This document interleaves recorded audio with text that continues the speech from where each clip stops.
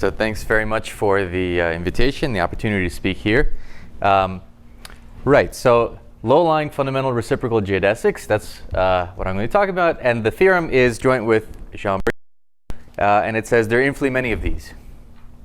So I have to tell you what all these words mean, and then maybe a word about the proof. So let's go back to the very beginning, some background. This is the upper half plane. I'll put the standard Riemannian metric on it and take the unit tangent bundle. That's where the geodesic flow takes place. And there's an action, well-known action of SL2R, which acts by fractional linear transformations on the point, and on the tangent acts by the obvious thing when you differentiate. And we can identify the unit tangent bundle with SL2R by sending the matrix G to wherever it sends the point I up. Okay, so so here's the upper half plane. I'll take the point I up in the universal cover, and well, we don't have a manifold yet, so everything's in the universal cover. That's the identifications. This is all completely classical. And what is time t geodesic flow? So if I move along the geodesic at time t to some point here, that corresponds to right multiplication in G under this identification with the diagonal matrix. Okay, that's all very well known to everyone here. The geodesics are semicircles orthogonal to the boundary and vertical lines, which is the same thing. Okay, so what do I mean by a fundamental geodesic? So first I need to go to the modular surface. So there's the modular group, SL2Z, and the quotient is, well, not the modular surface, but the unit tangent bundle of the modular surface. I won't say unit tangent bundle everywhere, but it is everywhere because that's where geodesic flow will take place. Okay, so there's a very well-known identification between closed geodesics and hyperbolic matrices, or rather conjugacy classes thereof, and binary quadratic forms, or rather equivalence classes thereof, and that should say indefinite. So what is it? Well, there are two ways you can think of the geodesic flow on the modular surface that'll be useful. So one way is to just think of everything happening in a single, so here's the fundamental domain for the quotient. This picture everybody knows. I start with some point in the unit tangent bundle, and when I try to leave the fundamental domain, I just reappear wherever it was that where I try to leave. Okay, so that's picture one, and for that I'll write G. And picture two, which is also useful, is the picture of gamma G. So you take a single G, but there is no single G. They're all gamma translates of the initial G, and then all of them flow just in the universal cover. And as you can see, what happens on the modular surface on a single fundamental domain is identified with that. Okay, so these are two different ways of thinking about the same thing.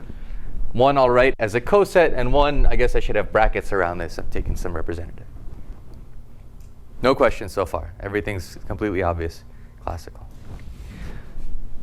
No, it is, right? Everybody in this room knows this inside and out.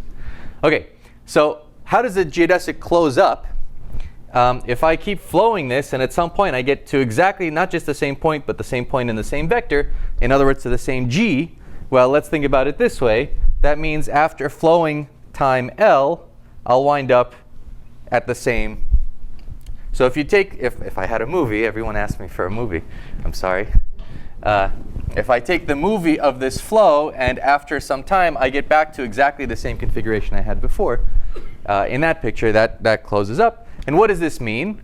This means that GAL differs from G by a matrix M in gamma, which, of course, if I move G to the other side, says M is diagonalizable and diagonalized and has eigenvalues e to the L over 2 and minus L over 2, and that's a hyperbolic matrix in gamma. Okay, so so M is not what's special. Any conjugate of M gives the same closed geodesic because any gamma translate of G gives the same picture here. Okay, so it's only conjugacy classes that matter. And we can read off various other things, like the trace of the matrix is related to the length of the closed geodesic. I'm always going to talk about primitive. I never want to go around the same loop twice. Okay, so always primitive closed geodesics. And so the visual point, what's the visual point? You take your G and you flow to time infinity. And you'll arrive at a point it no longer makes, so I'm multiplying by I to bring myself into the upper half plane, so it no longer makes sense. I mean, all the tangent vectors are pointing down at that point. And you can read off what it is, and it's a simple formula involving the trace and the entries if the matrix is ABCD. Okay, so that's the visual point at infinity. And again, I don't care really about it, but any SL2Z translate of it will do the same job for me. Okay, so that's the relation between closed geodesics and hyperbolic matrices. If the conversion between the two, they're the same thing. And now what's the relation to binary quadratic forms? So here's an integral, A, B, C are integers. There's a binary quadratic form. These things have been studied forever. And of course, I don't want the form. I want up to, if I take a invertible integer change of variables in x and y, I want that to be considered the same form. And actually, I want it in a narrow sense, so determinant 1. So I want this equivalence is under SL2Z or PSL2Z.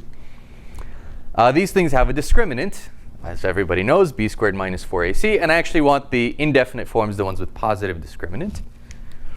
And they have roots, 2 roots, one with a plus sign, one with a minus sign, Galois conjugates. And they're real, so they're on the real line. And the identification is you just match these two things. And that's how you go between binary quadratic forms and hyperbolic conjugacy classes and closed geodesics. Okay, so does this line make sense now? Any questions so far?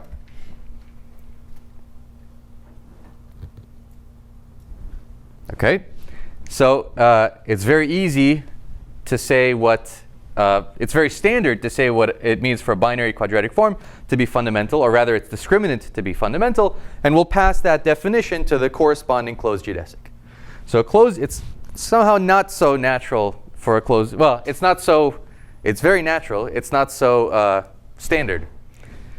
But we'll call a closed geodesic fundamental if, when you do this passing to the binary quadratic form, the corresponding discriminant is fundamental. And what does it mean for a discriminant to be fundamental? It's the discriminant of a real quadratic field. Okay, which if that's, I'm sure everybody here knows, but it essentially means it's square free.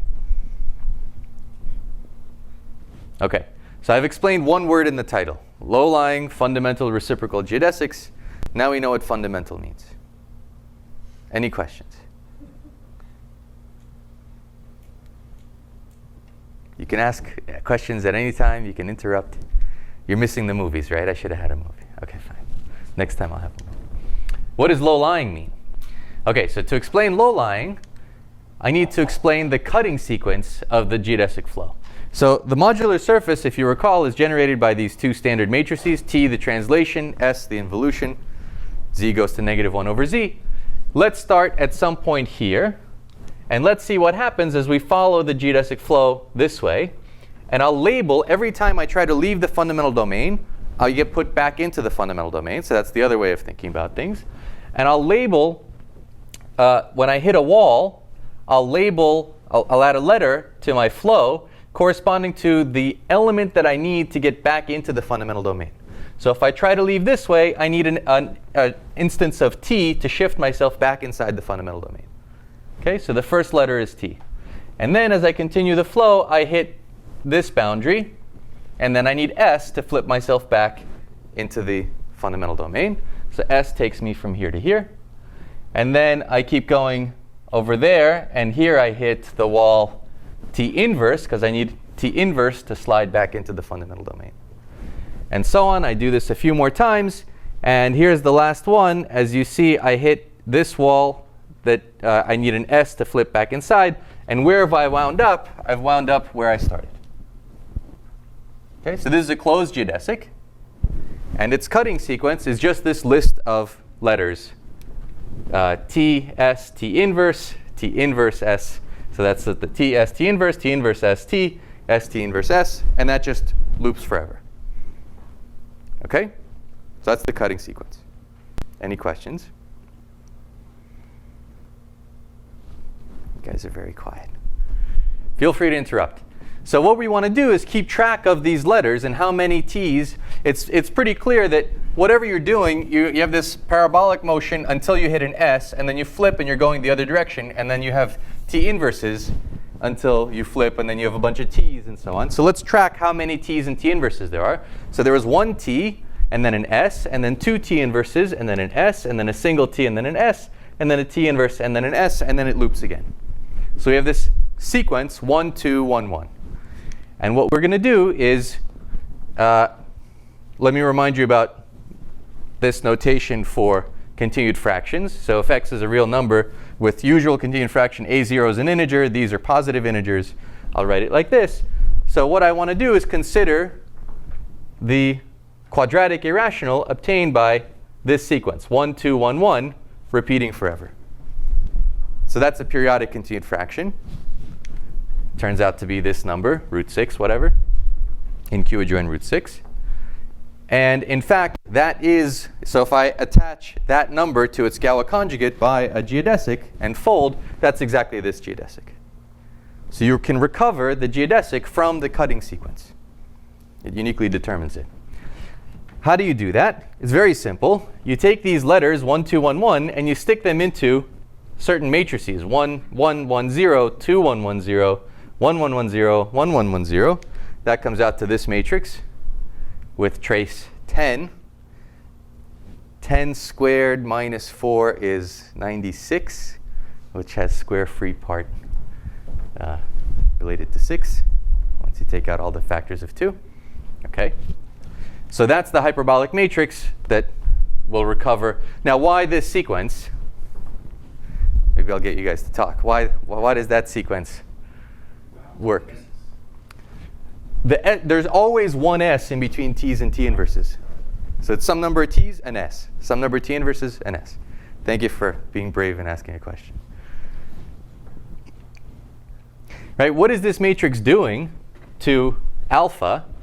It adds a 1 at the front of its continued fraction, and then a 1, and then a 2, and then a 1. So in fact, it fixes alpha. And that's exactly what the matrix is doing. That's how we computed the, it is the visual point of the geodesic, of the corresponding closed geodesic. OK? And in this case, you can read off the quadratic form simply by taking, so if this is A, B, C, D, you take C, D minus A minus B. This is, again, a simple pattern matching of these roots. So this has the same root. B squared minus 4AC over 2A will come out to the same alpha. There it is, 5, negative 4, negative 4. OK? So that's the cutting sequence. So what does low-lying mean? What I want to do is take my modular surface. It's not compact. I just want to take some compact subset of it. The only non-compact part is this cusp. So let me consider some region, some fixed region. Please. Thank you. Many years ago in Lua, they were writing up, he was an assistant professor and he was writing on low-lying zeros. Yes. The newspaper reported low-flying zeros. Low-flying zeros. They were very interested in this new phenomenon of low-flying zeros. Yeah. So low-flying geodesics. I like that. I'm going to change the title. This talk is now called Low-Flying Fundamental Reciprocal Geodesics. Fly zone, yeah.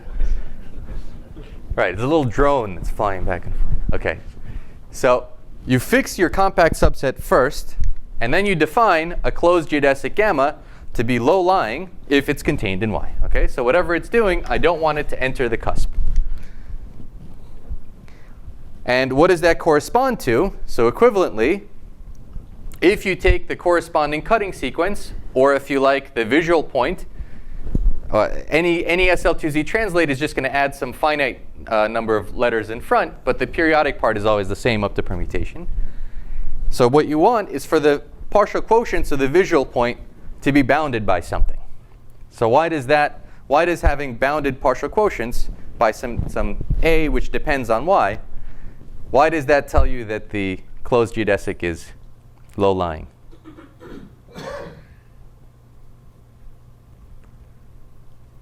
So if you have a partial in this continued fraction, let's say 1,000, that corresponds to 1,000 t's in a row before you hit an s. And how do you have 1,000 t's in a row? You have to go t, t, t, t, t, t, t, t, t, t, t, t, t before you hit an s. So you have to go very high in the cusp. Okay? So in order to visit the cusp, you need large partial quotients. That is, if you don't want to visit the cusp, if you want to be low flying, then bound constrict the partial quotients. So are the low-lying geodesics exactly those with a bounded number of self-intersections, or not so much? Bounded number of self-intersections. I don't know how to bound the self-intersection number in terms of the height that it reaches, but I never thought about it. Is one way, right? Because Yeah, so certainly these guys will intersect themselves a lot, but you could have very low-lying guys that are going to intersect themselves a billion times. In fact, that's what the Markoff ones do. So the Markoff ones are non-self-intersecting, basically. Index 6 stuff. Yeah. Okay. So that's low-lying geodesics, and then the only word I haven't said is reciprocal. So we know what fundamental geodesics are, we know what low-lying geodesics are, reciprocal geodesics. So most closed geodesics can be two directions, forward and backwards. In fact, you can see it here. This part of the geodesic, we only ever traverse to the left. This is the right. We only ever traverse to the right, and then we close up. And of course, there's the same geodesic, just orientation reversed, doing everything in the opposite direction. And that will correspond to a shift by 1 of the partial quotients, which is not equivalent under SL2Z. It is equivalent under GL2Z. Okay, so time reversal is a GL2Z transformation. So most closed geodesics have two directions, forwards and backwards. And a reciprocal geodesic is a closed geodesic, which is equivalent to itself under time reversal. Let's see one of these. So I start here. I start moving along. And then watch what happens when I hit the point I. I just turn around and go right back where I was. And then I keep going, and actually this one hits the point I again and goes back. Okay, so the modular surface is an orbifold with this order 2 elliptic point. And so if you hit I, you just turn around and go back from where you started, and that's how you become reciprocal. Okay, it's very classical that the number of closed geodesics of bounded trace, which of course corresponds after a change of variables to bounding the length, is of order x squared. And in, I think this is probably 05 or 06, but it came out in the Gauss-Dirichlet conference, 07, you can count reciprocal geodesics also ordered by trace. And this is square root the number. And it's clear why. Whatever you're doing in one direction, you have to undo in the other direction because you're going to traverse it both forwards and backwards. Okay? Heuristically. Of course, to get this asymptotic, you need the trace formula. Okay. Any questions? Doesn't use the trace. Well, it's this plus. Uses the trace of the matrix. Yeah. No, but you first get the closed geodesics with the power savings using the trace formula. Not for this. All right, we'll talk about it. So let me use Peter's words. So a brief history of the affine sieve. This problem comes from the affine sieve. The affine sieve refers to not a new combinatorial sieve, but rather a new setting in which the classical sieve of Brunn, as well as other sieves, can be executed. The starting point of this investigation in 2005 was when Michel and Venkatesh asked about the existence of poorly distributed, namely low-lying, closed geodesics on the modular surface. And it was clear that Markoff's construction using the Markoff equation provides what they wanted, but they preferred quadratic forms with square-free discriminant. That is fundamental closed geodesics. So they wanted fundamental low-lying closed geodesics. This raised the question of sieving in this context on an orbit. This is actually nonlinear morphisms, and the affine linear sieve, now called the affine sieve, came out of this study. Actually, I don't know. I found this on your website, but I don't know where. It doesn't say where these lectures notes are. Yeah. But I don't know what school this was that you were giving these lectures. Okay. And so the problem was, and still is, to produce infinitely many fundamental Markoff geodesics. And we can't do that. I guess there'll next week there'll be discussions on partial progress towards this. But the interesting thing about them is they're all extremely low-lying. They reach no higher than 3/2 in the modular surface somewhere here. So that's a very small y. In fact, it's the smallest y you can take. And they're all reciprocal. Okay? And so this is the theorem. Again, we are not producing fundamental Markoff geodesics, but we are producing fundamental low-lying reciprocal geodesics on the modular surface. Some fixed height. For a fixed height. Some big large height. Some big large height. In fact, there's an optimal sense in which this happens, as I'll explain. OK, so that's it for the pictures. Can I explain on the board now? Thank you. Any questions before we get rid of this? I guess it's too late. It's gone. Any other? No, it's OK. So any questions so far?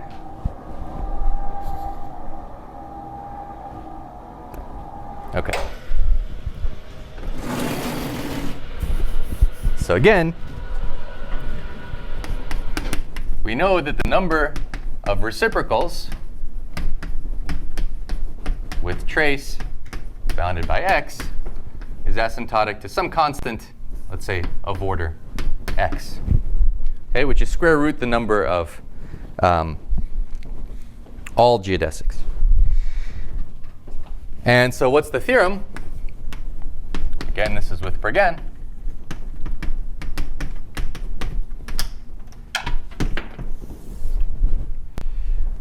This is the following.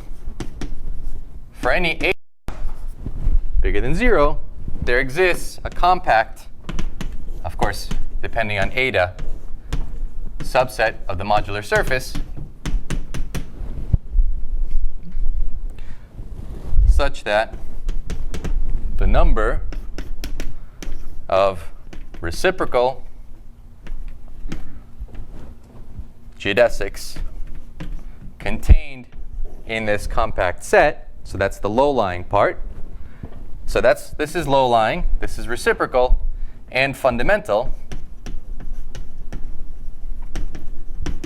with trace bounded by x. This is at least x to the 1 minus eta. Okay, maybe some constant.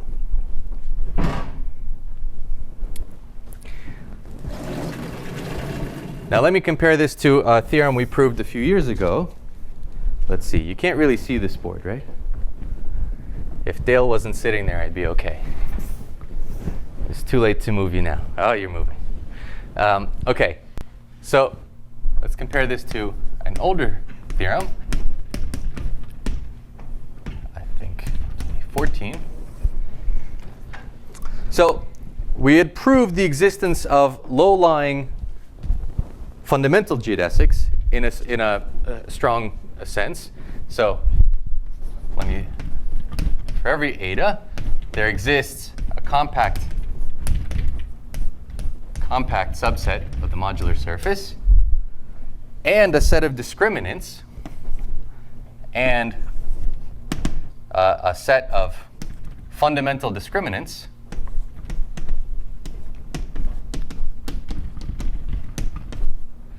with the following property. The number of discriminants in this set of size at most x is at least, OK, so how many fundamental discriminants, is at least something, but let's discuss what that something should be versus what that something is. And for every discriminant in our family, the number of closed geodesics in the class group of discriminant D, which are contained in Y, in other words, low-lying. So this is the number of low-lying. They're fundamental because their discriminant is a fundamental discriminant. The number of low-lying closed geodesics is at least something. OK. So here what we can produce is almost a class group almost the class number of geodesics, 1 minus eta. So if you recall Duke's theorem, Duke's equidistribution theorem says as the discriminant gets large, even among fundamental discriminants initially, but you don't need fundamental there, the closed geodesics equidistribute. And if they equidistribute, then they can't spend time in a compact set. And in fact, that's exactly what Einsiedler, Lindenstrauss, Michel Venkatesh were thinking about when they asked this question of Sarnak's. So Duke's theorem says this set can't be too big. It certainly can't be half of the class group. And what we show is that, in fact, among these discriminants, you can get a power less, but any power less you like, by taking less and less of the cusp away. Sev? The picture I have in my mind is the CM points rather than these geodesics.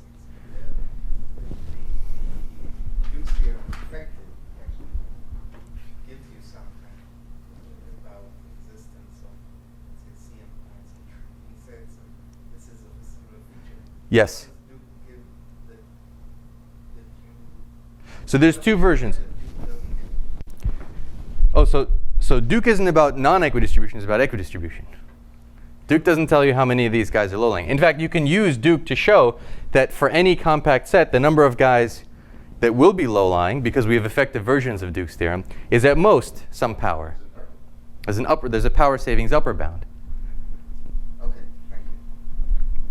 And this is producing that many as a lower bound.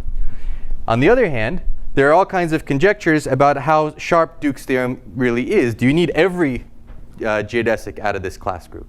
In fact, the conjecture is, unless the class number is as large as possible, unless the class number is of size root d minus little o of 1, every single individual geodesic should be equidistributing. And if that's the case, they can't be low-lying, very long. This is, of course, all as x goes to infinity, capital X, the parameter here. And so, Class group is typically quite small. yes, of course. You prove it. Yeah, of course it's right. Okay. He just doesn't want an empty theorem. So here's a nice conjecture. If you add up fundamental discriminants, doesn't matter if you take all of the discriminants, discriminants up to x. It's x log x squared. Okay, let me be very crude. 3 halves. No, it's x to the 3 halves because. No, sorry. It's x log x squared, right? Yeah, the trivial bound is 3 halves, Exactly. because this is root d, at most root d. Okay? So the average class number should be of size 1. That's all I'm trying to say. And so if you want to find any large discriminants with non-equidistribution towards Duke's theorem, these class numbers had better be of size root d. You better have giant class numbers, which means there can't be that many of them. So the number, so if this conjecture is true, and the conjecture about the sharpest form of Duke's theorem is true, then the number of discriminants up to x for which there are any non-equidistributing geodesics should be no more than root x. And what we produce is almost that. Okay?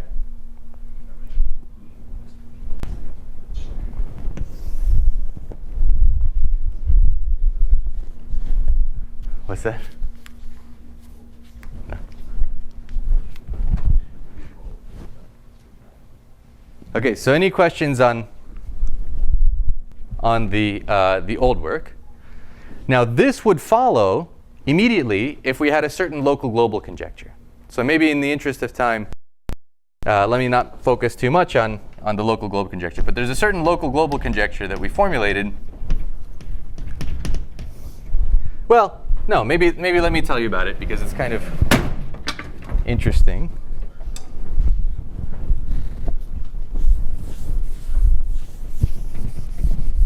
And we have time. Okay, so here's the conjecture. So there's a certain local global conjecture that will imply, let's call this theorem 2. Theorem 2 rather easily. I mean, immediately, basically. And let me explain what that is. Okay. So what's really going on here? What's really going on? If you recall, in order to be low-lying, what's that? No. In order to be low-lying, we want the partial quotients to be small. Okay? And partial quotients, so we have this number alpha, A0, A1, up to AL, whatever it is, we want these partial quotients to be bounded by 100 or a billion, whatever. And if you recall, we had these, from one of these numbers, we can construct the matrix, the corresponding matrix, by taking these partial quotients and sticking them into matrices of the form something 0, 1, 1, 0, some, A1, 1, 1, 0, and so on. And that's the matrix that codes that geodesic. That's the hyperbolic matrix that that will give you the closed geodesic. Okay? And so if I want only the low-lying closed geodesics, the natural thing to consider is the following object. Let gamma of A be generated by these matrices, but not as a group, as a semigroup. I don't want any inverses of these matrices. So this is some, right? Because that's not how you code a geodesic. So this exactly encodes any element in here, any matrix in here corresponds to a closed geodesic, which is low-lying. So this is the key object. And this is some subset of SL2Z, obviously. Well, in fact, GL2Z, but let me intersect it with SL2Z, which just means I want to take even length words of these things. OK? And for A, at least 2, in other words, I don't want to use all 1s, in which case all I get is a Fibonacci matrices. For A at least 2, it's easy to see that gamma A is Zariski dense in SL2. And so this is a quintessential thin, well, it's not a group, it's a thin semigroup or a thin set. Let me explain why. So an old result of Hensley's from 89, it would also follow from Lally, who did the same thing in the same year. It tells you that the number of elements in gamma in a nice Archimedean ball, take the soup norm if you like, or the L2 norm, actually they're equivalent on this semigroup. How many elements will you get with how many matrices will you get with all entries bounded by 1,000,000?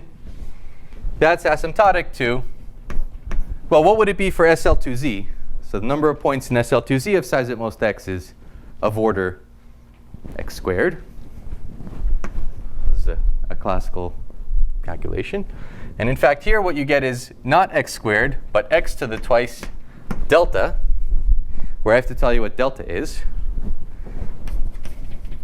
where delta is the Hausdorf dimension of a certain Cantor set. And now I have to tell you what this Cantor set is, where CA, well, it's the natural Cantor set. It's the limit set of these things. It's the set of all numbers with partial fractions bounded by capital A. But now let me, for simplicity, put it in the unit interval by putting a 0 in the first partial quotient. And then A1, A2, and so on forever with all partial quotients bounded by capital A. So let's just see what this looks like.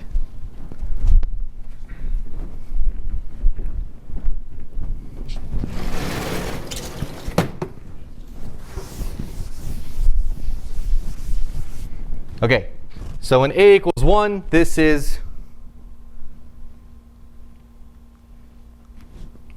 the only thing you're allowed is 1s, so you get 1 over the golden mean. It's a single point. OK, let's take A equals 2. So here's CA, C2. So everything's sitting inside the unit interval. And let's look at the first partial quotient. So I'm only allowing 1s and 2s. right? So the numbers from a half to 1 all have the first partial quotient equal to 1, and the numbers from a half to a third have the first partial quotient equal to 2, and all the numbers from a third to 0 should be thrown away. Then we look at the second quotient. So there's some interval here where all the numbers have a2 equals 1, it's orientation reversing. Here all the numbers have second quotient 2, and then you throw away the rest. And same thing here, and same thing here, and so on. And you have this limit of circles, and it's hard to see a Cantor set in line. So I learned this from McMullen. You draw circles, and then you fall down from the upper half plane, and if you reach the ground, then you're in the Cantor set. Okay? So this is some Cantor set, and this Hausdorf dimension, by now we know it to 100 decimal places. Let me spare you 97 of them. It's something. And we also know, so another theorem of Hensley's, a little later, maybe 92, is the asymptotic behavior of these Hausdorf dimensions. This number, by the way, has been studied since the 1930s for this particular Cantor set. As A gets larger and larger, you're allowing more and more numbers. And so the Cantor sets are becoming denser and denser. And in fact, the union over all A is not the whole real line, but it's the set of badly approximal numbers, numbers with bounded partial quotients. The union over all A is, you don't care what bound it is, it's just bounded. And that's the quintessential example of a Hausdorf dimension 1, Lebesgue measure 0 set. Okay? So these dimensions had better go to 1 as A goes to infinity, and they do, and the rate is something like, he has more terms. In the expansion, zeta of 2 makes a nice appearance here. Okay, so we have nice asymptotics about how this dimension goes to 1. Okay. So this is a number. This is some number. It's the Hausdorf dimension of the boundary, and that's how many points there are in a ball in this key semigroup that controls low-lying behavior. Any questions on that? Okay. By the way, as we take A all the way to 1, we recover x squared, the number of points in SL2Z. Of course, there's still many fewer things than SL2Z, but this is consistent with the fact that the Hausdorf dimension of SL2Z, well, the boundary is the entire real line, so it's dimension 1. And there are x squared points. Okay. All right, so that's how many points there are. And now let's see, what are we asking? So how do you know when, so low-lying we have controlled. If we're in one of these matrices, one of these semigroups, if our matrix is in one of these semigroups, we've controlled the low-lying component. How do you know when you're fundamental? Well, it's actually rather tricky, but one way to be guaranteed to be fundamental, so this is a simple exercise.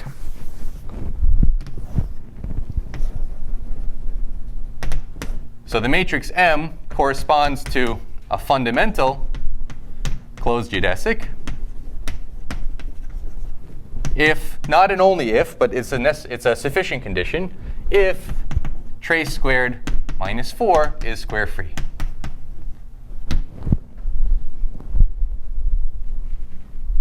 Okay? In general, it's some square free thing, and then you have to divide out depending on some of the other entries. But if trace squared minus 4 is already square free, then you're guaranteed to be fundamental. And that's exactly how we'll get at very large class numbers. Because a number, how do you make a class number of size? If you want this class group to be of size d to the half, well, that we can do. We can't make class number 1, but we can make giant class numbers. An easy example, because you need small solutions to the Pell equation, and an easy family of such is to take d's of the form t squared minus 4, which is another way to see that we're only going to get square root the number of d's. I mean, just in that family, but in general, you expect no more than square root. Okay? So sieving on the trace squared minus 4 is exactly what we'll want to recover fundamentality. And now let's see why this kind of result should hold. I guess I can do it here. So the number of t up to x, so that t squared minus 4 is square free. This is completely elementary. It's some constant times x that you can work out. Okay, so a positive proportion of numbers up to x have t squared minus 4 square free. And so what do we want? We want to know how many matrices are there in that semigroup whose trace is one of these good t's. Right? And so the question becomes, how many, for a given t, your favorite t, our favorite will be these, but in general, how many matrices are there in this semigroup with trace equal to t? And so what are you really doing? You have this semigroup, let's call it gamma A. You have this semigroup, and the number of points in a ball of size x is x to the 2 delta. So the number of points here is x to the 2 delta. And then you're projecting them onto traces. This is a linear function. And so if the elements were of size x, the traces will also be of size x, roughly. And so if there's no conspiracy, how many, a typical t in this range should be hit how often? So the multiplicity that you expect, very roughly, this has no precise meaning, it's the total number divided by how many t's there are. So it's x to the 2 delta minus 1,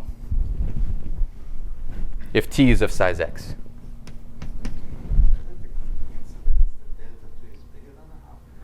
It's a very, very, if it wasn't, and in fact you can do this with arbitrary alphabets, that's exactly the point. Already at a equals 2, you have enough in the Hausdorf dimension, just barely, but you have enough in the Hausdorf dimension that this is a quantity, this is a positive exponent, so this is a quantity going to infinity as x goes to infinity. And the local global conjecture is precisely that this is what happens. Now this has to be corrected at the local places. There are local densities, and you can check this, and I had a summer REU student check it for a Zaremba's conjecture, which is nearly, it's a similar problem. It looks very similar, actually has a fundamentally different behavior, at least as far as we can prove about it. So for example, we don't know that a positive proportion of t's arise, whereas we do know that a positive proportion, in fact, density 1 of 1 entries arise. That's the Zaremba work. So there's something, traces are much harder than entries. Okay. All right, so let me, so this was the old work. So the old work would follow immediately, because what do?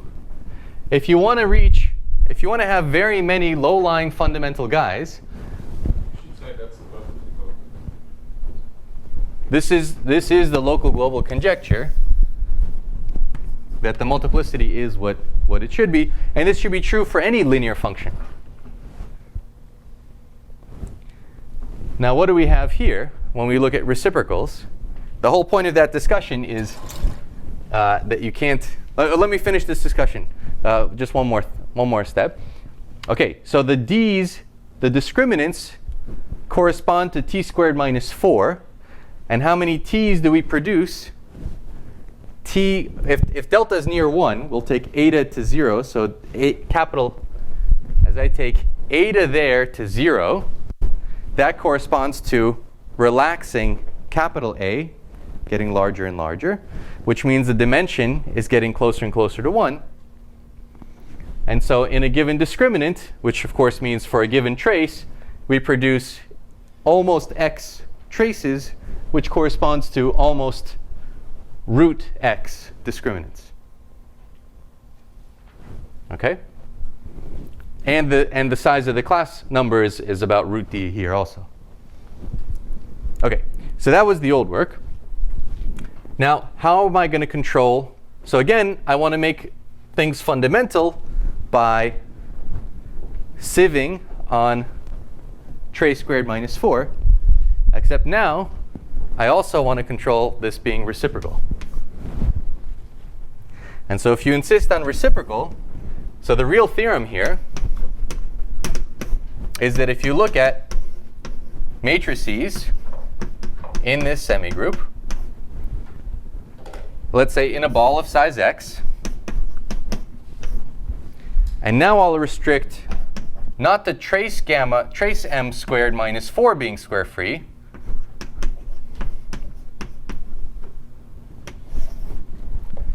okay, so this is matrices in gamma A, that's low-lying. Trace squared minus 4 square free is fundamental. How do you force it to be reciprocal? Remember, what does reciprocal mean? It has to hit I and undo whatever it did. So that means its continued fraction must be a palindrome. It's got to do the same thing forwards and backwards. How do I control that? I just think not of m, but m transpose. So m transpose, these things are self-transposed. So if you multiply m by m transpose, you get the sequence a0, a1, al minus 1 down to a0. Those are the reciprocal guys. Okay, and the theorem is, how many of these will we get? Well, it's a square-free sieve. The total number of points is x to the 2 delta minus some epsilon. So the theorem is, if it's sufficiently large, then you get this sieving theorem. Okay, so as long as this Hausdorff dimension, as long as I have enough points, 1/2 would be, of course, the conjectured limit of this. We're very far from that. This is going to be 0.999. That's 1 minus delta. If you want to make delta naught, okay, let's call it eta naught then. Eta for me is small, delta is near 1. Okay, so as long as you're sufficiently near 1, as long as you have enough points, we can execute the sieve. Now this is a quadratic function. And so the local global part is gone. Now I'm not asking about the trace, I'm asking about trace squared. So the number of points I'm going to get is going to be spread out all over. Ideally, you would expect this without the epsilon. Exactly. Exactly. We can't do that. Okay. Let me say a word about the proof. So let me try to give you a one line, it's not a one line, a one very long line proof. And then show you why it doesn't work.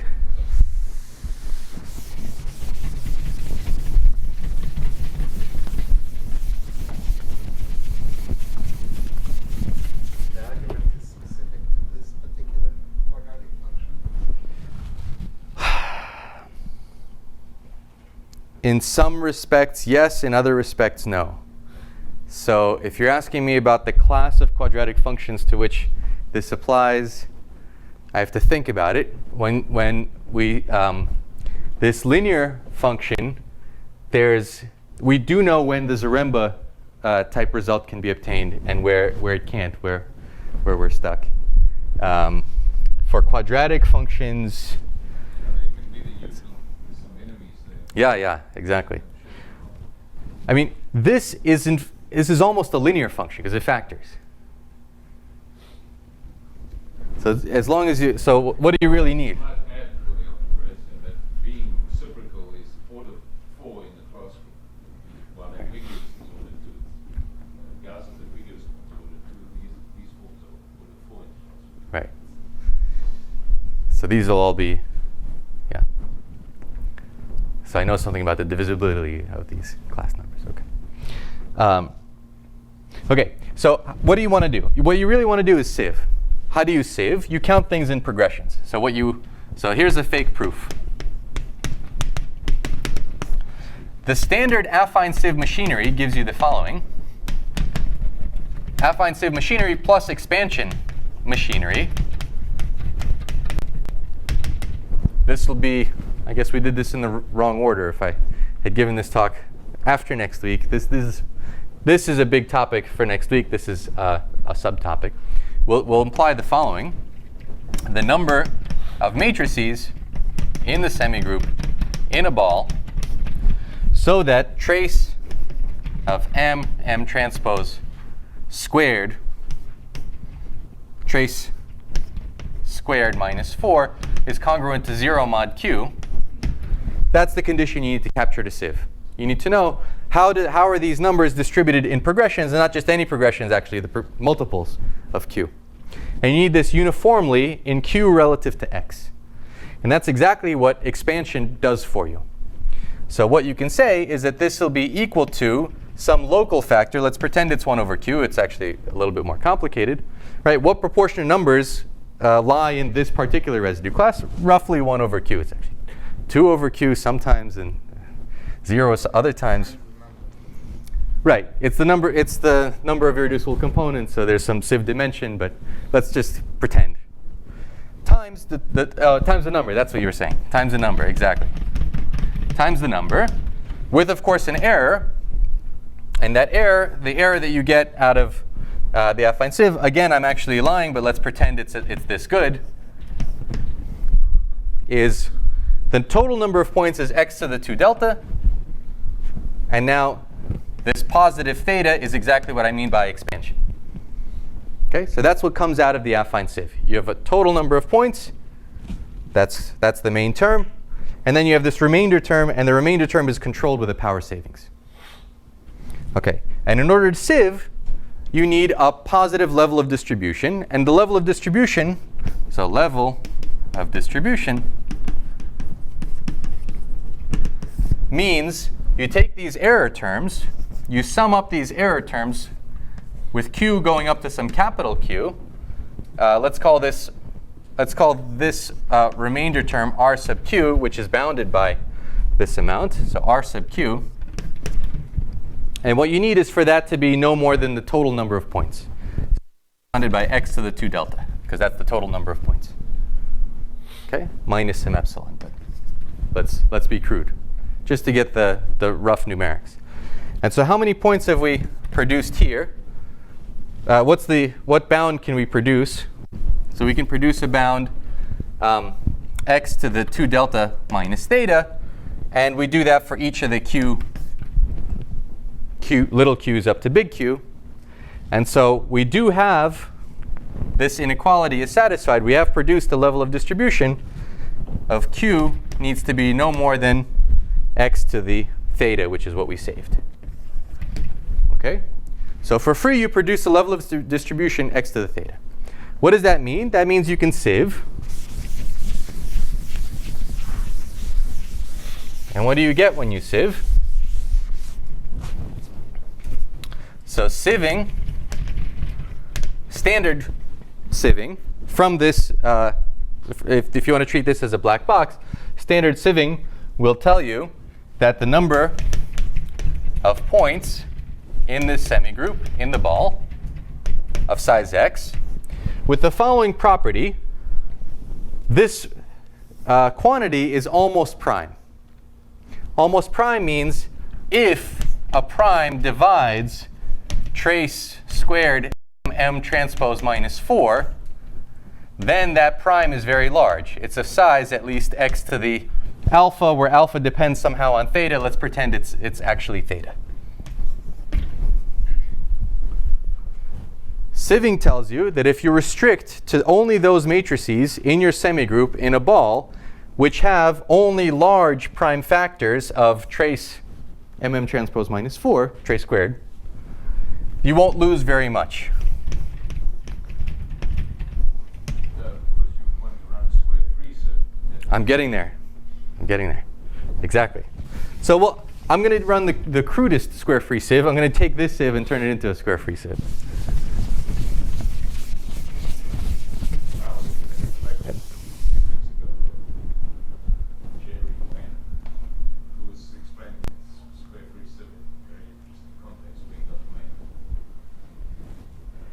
Yeah. Here I'm doing something extremely crude. This, like I said, this is supposed to be a one-line proof, and then let's see if you can find the gap. Okay, So if I want to go from this, so this is my good set. Let's call this the set of matrices with this property. Let's call it pi, some ensemble of almost prime matrices. And so what do I want if I want just the square free guys? I want to be able to subtract off. So how many m in this good set pi have trace squared m transpose minus 4 not square free? Not square free.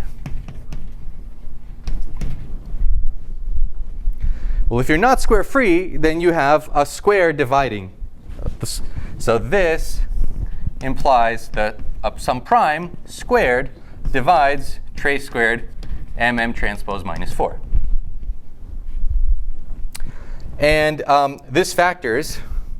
So that means the prime squared, and that prime is large, because the only time a prime divides it is if the prime is large. And so it implies two things. First of all, the prime is large, of size x to the theta. And second of all, that p squared actually divides one of them, trace m transpose, give or take 2, since they have no factors in common. OK, so let's bound this. So this is bounded by, let's sum over all primes. First, the primes are of size at least x to the theta. And at most, so m is of size at most x, m times m is of size at most x squared. So the prime squared is bounded by x squared, so the prime is bounded by x.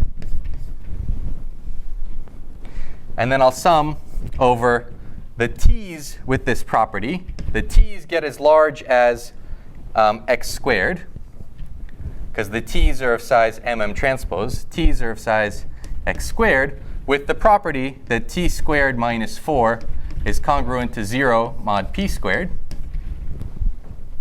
That's this property. And then the indicator function, or the multiplicity, let's say the multiplicity, the number of m in pi with trace m transpose equal to t. OK? Now this is a sum of squares of the entries. Trace m transpose is the sum of the squares of the entries. And it's very easy to see that in SL2Z, the trace multiplicity in a ball is of size t to the epsilon. Because you have two equations, AD minus BC equals 1, a squared plus d squared plus c squared plus d squared equals t. You just play with those two. And this multiplicity is easily estimated by t to the epsilon. How about here? T goes up to x squared. So is it t minus 2? Did you factor the equation? I'm capturing, so I factored the equation just to get the size of p squared down to the size of p down to x. But now I'm going back to the equation t squared minus 4 is 0 mod p squared. It actually doesn't matter, because this is just restricting t to some arithmetic progressions mod p squared. OK, and p is of size at most x, and t is of size at most x squared. And so the number of points here is x squared over p squared. No plus 1, because p is less than x. That's exactly why I need p less than x. I don't have a plus 1. The first time I did it, there was a plus 1. I know, I'm your student. I know about the plus 1. Plus 1 kills everything. There's no plus 1. OK? And now you sum 1 over p squared, but you only start at x to the theta. And up to epsilons, the whole thing is bounded by x to the 2 delta minus theta. And now you have 1. Why? The number of points in pi is x to the 2 delta. If you take away the ones that aren't square free, you're taking away x to the 2 minus theta points. So as long as 2 delta is at least as bigger than 2 minus theta, what you've taken away is lower order. And what's left is the square free guys. So that's the one board proof of this theorem. And it fails miserably. You see, no matter how small theta might be, all I have to do is take delta larger and larger, and I have complete control on how delta changes with a until this inequality wins. So where's the gap?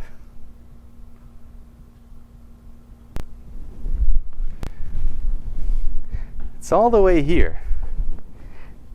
How good of a gap you get depends on A. By the way, you might point out that the reason that you can do a square-free sieve in such a trivial way, in this example, is the analog, if you want to make a polynomial in one variable, he was making the discriminant square-free, which is there achieved on the right proportion of times. In one variable, you can go up to, this is the analog of making just square-free numbers less. Yes. Because It's trivial. sizes are the same size. It's linear. So you only have to go, right. Yeah. And that's a miracle with your coordinates. Yeah. I think I'm just pointing out, because if the polynomial were degree 3 or something, you'd be finished. We'd be finished, and if it was genuinely degree 2, it'd be, Finished. yeah. If it was a plus 4 here, I'd be finished. Yeah. If it was a plus 4, I'd be finished instead of minus 4. Okay. So that's what goes wrong. Expansion doesn't do it. And so what you need is to go beyond expansion. You need to produce a level of distribution by doing something much more complicated than this. In fact, so you do use bilinear forms. And then if you try to use bilinear forms, you're stuck because a certain sum doesn't cancel. There's an extra summation which just is not canceling. And the reason it's not canceling is because you need dispersion. So then you use bilinear forms and dispersion. At some point, you need effective Nullstahlen-Satz to turn this thing into an actual proof. And I'm out of time, so let me stop there.